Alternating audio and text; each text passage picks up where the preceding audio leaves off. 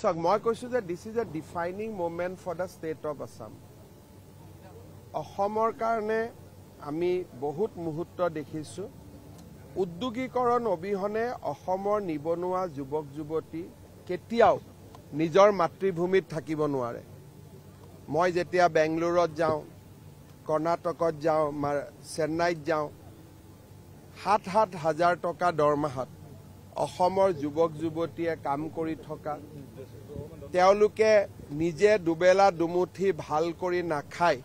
ঘৰত মাক বাপেকলৈকে পইচা পঠোৱা সো এই দৃশ্যবোৰে আমাক এটাই কথা সোঁৱৰাই দিয়ে যে জাতিটোৰ কাৰণে আমি যদি কিবা এটা কৰিব লাগে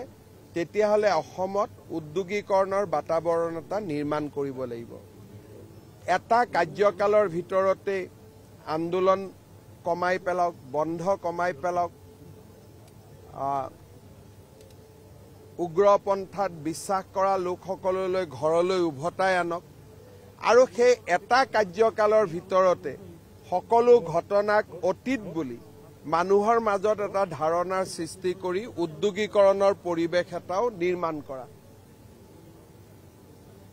অসম্ভৱ আছিলে যে ৩.৫ বছৰত ইমানবিলাক কৰা সম্ভৱ নাছিলে কিন্তু নৰেন্দ্ৰ মোদী ডাঙৰীয়াৰ প্ৰেৰণাত আৰু অসমবাসীৰ আশীৰ্বাদত আজি আমি এটা এনেকুৱা মুহূৰ্তত উপস্থিত হলো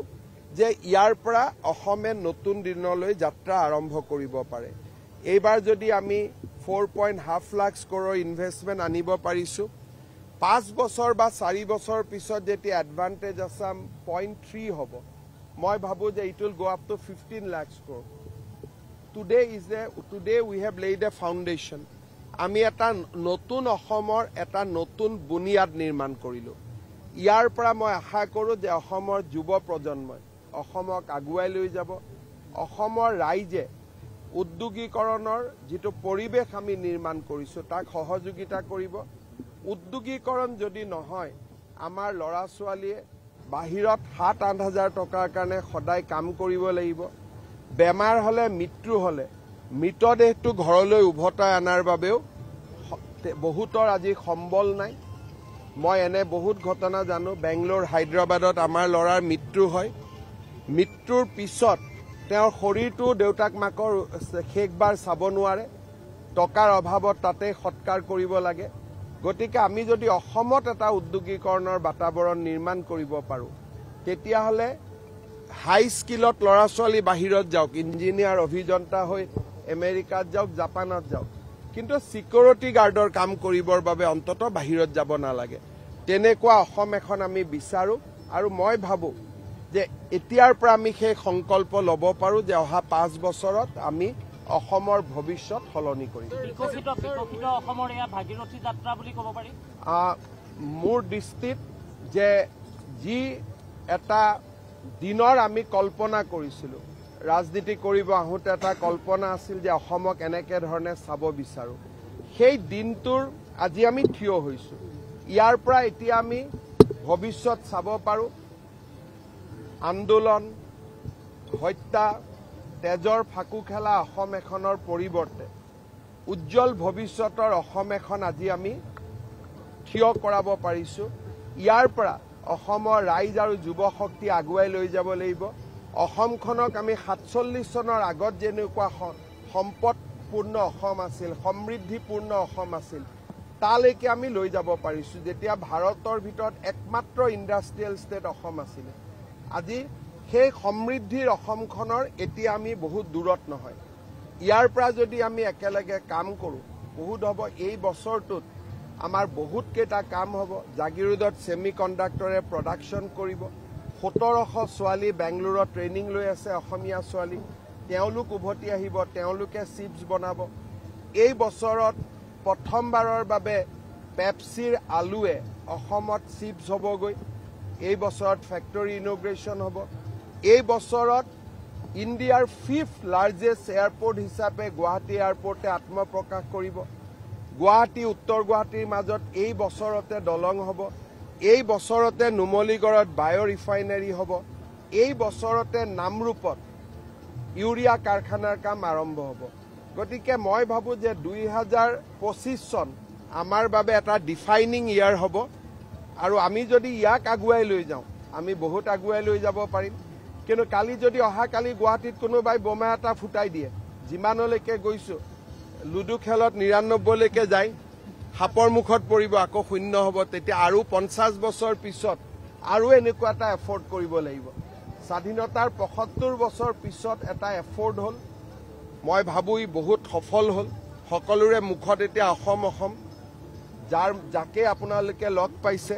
কিন্তু এই ৭৫ বছৰৰ পিছত আমি যদি আকৌ সাপৰ মুখত পৰোঁ আমি আৰু ৫০ বছৰ নতুন ৰাস্তাৰ আকৌ নিৰ্মাণ কৰিব লাগিব হয়তো আমাৰ জীৱনত আমি সমৃদ্ধিশালী অসম দেখা নাপাওঁ গতিকে আমাৰ লক্ষ্য হ'ব লাগে যে ৯৯ যেনেকৈ সাপৰ মুখত পৰে আমি যাতে সাপৰ মুখত নপৰাকৈ এশত গৈ থিয় হ'ব পাৰোঁ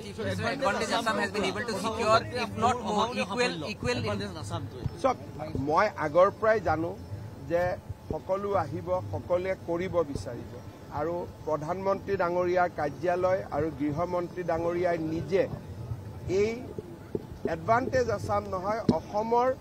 এটা future as a manufacturing hub অসমক নিৰ্মাণ কৰিবৰ বাবে তেওঁলোকে যোৱা ৩ বছৰত বহুত কাম কৰি আছিলে আগতে আনিলে অসুবিধা যে আমি এজন ইনভেষ্টৰক আনিলোঁ তেওঁ অসমত আহি বন্ধ দেখিলে বোমা বিস্ফোৰণ দেখিলে তেওঁতো আঁতৰি যাব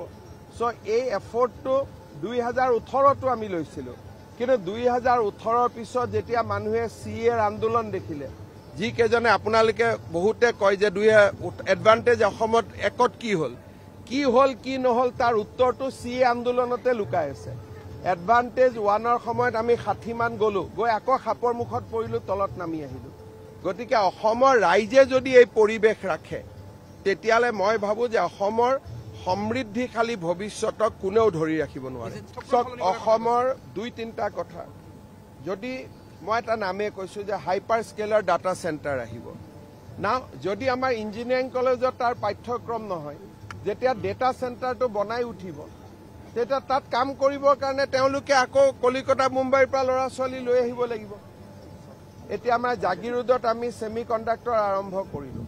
আমাৰ ছোৱালীক পঠিয়াই পেলাই আমি ট্ৰেইনিং কৰাই আনিছোঁ বা টাটা বুলি কৰিছে বেলেগ এটা ফেক্টৰী বেলেগ এজনেতো নকৰে আজি আমি যিমানবিলাক আজি কাম কৰি আছোঁ যদি স্কিল মেন পাৱাৰ এটা নহয় কাম কোনে কৰিব সেইকাৰণে আমাৰ শিক্ষা যিটো প্ৰক্ৰিয়া ট্ৰেডিশ্যনেল যি পাঠ্যক্ৰম আছিলে ইয়াৰ পৰা আমি সলনি হ'ব লাগিব অসমত যদি ইউৰিয়া ফেক্টৰী আহিছে সেই ফেক্টৰীৰ কাৰণে দৰকাৰী আমি মেন পাৱাৰ বনাব লাগিব যদি জাগিৰোডত ছেমি কণ্ডাক্টৰ আহিছে ছেমি কণ্ডাক্টৰৰ কাৰণে প্ৰয়োজনীয় মেন পাৱাৰ আমি নিৰ্মাণ কৰিব লাগিব টাটাৰ CMD চন্দ্ৰশেখৰণৰ আপোনালোকে যদি স্পীচ শুনিছে he has committed to bring a mobile manufacturing factory to Jagiroad with equal kind of investment that means 30,000 crore more investment on a mobile telephone manufacturing plan or equivalent electronics manufacturing. So, যদি অসমৰ ল'ৰা ছোৱালীক আমি train নকৰোঁ তেতিয়াহ'লে তাতে কোনে কাম কৰিব সেইকাৰণে মই ভাবোঁ যে ইয়াৰ পিছত আমি আমাৰ শিক্ষা ব্যৱস্থা ক্ল'জলি চাব লাগিব যাতে অসমৰ ল'ৰা ছোৱালীয়ে অসমৰ উদ্যোগসমূহত কাম পায় তাৰ কাৰণে আমি শৈক্ষিক কাঠামোটোৰ আমি এটা বিশাল পৰিৱৰ্তন কৰিব লাগিব 4 বছৰ 3 বছৰ আগতে তাৰ প্ৰথম পদক্ষেপ আমি লৈছিলোঁ টাটা টেকনলজিৰ লগত লগ লাগি আমাৰ ITI সমূহক আমি পৰিৱৰ্তন কৰিছোঁ কেতিয়াবা আপোনালোকে চাব we are executing A 4,000 crore projects এইবাৰ আমি নেলকো বুলি এটা অৰ্গেনাইজেশ্যনৰ লগত এখন MOU কৰিছোঁ যাতে ক্লাছ 9-10তে আমি ইণ্ডাষ্ট্ৰী 4.0 ল'ৰা ছোৱালীক শিকাব পাৰোঁ চ' কালি যেতিয়া মই কথা পাতিম বা তাৰ পিছত কথা পাতিম আপোনালোকক আমি ক'ব পাৰিম যে আমি স্কিল এডুকেশ্যনৰ ওপৰত এই গোটেই সামিটটোত আটাইতকৈ বেছি গুৰুত্ব দিছোঁ